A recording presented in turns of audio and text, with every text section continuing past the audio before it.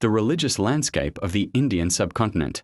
From the Vedic age to the modern nation-state, the Indian subcontinent is not merely a geography but rather an ecosystem of meaning, where diverse religions have taken root, coexisted, contended, and syncretized across millennia, from the chanting of the Vedas and the meditations of the Upanishads to the Rama movement, pronounced Shramarana, meaning ascetic asika, which gave rise to Buddhism and Jainism, from the vast umbrella of Hinduism that embraces Bhakti, Vedanta, and Tantra to the arrival of Islam, particularly in its Sufi dimension, the emergence of Sikhism, and the profound transformations brought by colonialism and the modern nation-state. This article invites readers to reflect on the commonalities, contrasts, and intersections that reveal how religions in the subcontinent have never walked alone, but have continuously engaged in dialogue throughout history. The subcontinent, today encompassing India, Pakistan, Bangladesh, Nepal, and Sri Lanka, has long been a crossroads where religious traditions have flourished and interacted.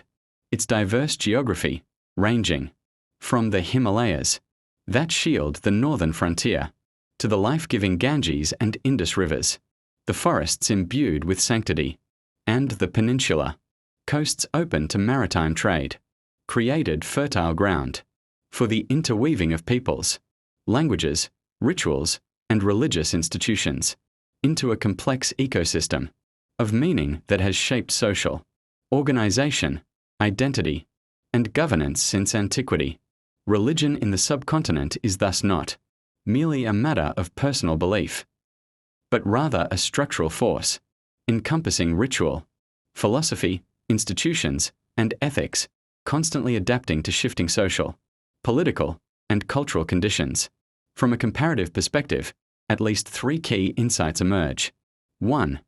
Religions respond to the same fundamental questions of life, suffering, and liberation, yet in different languages, concepts, and pathways. 2.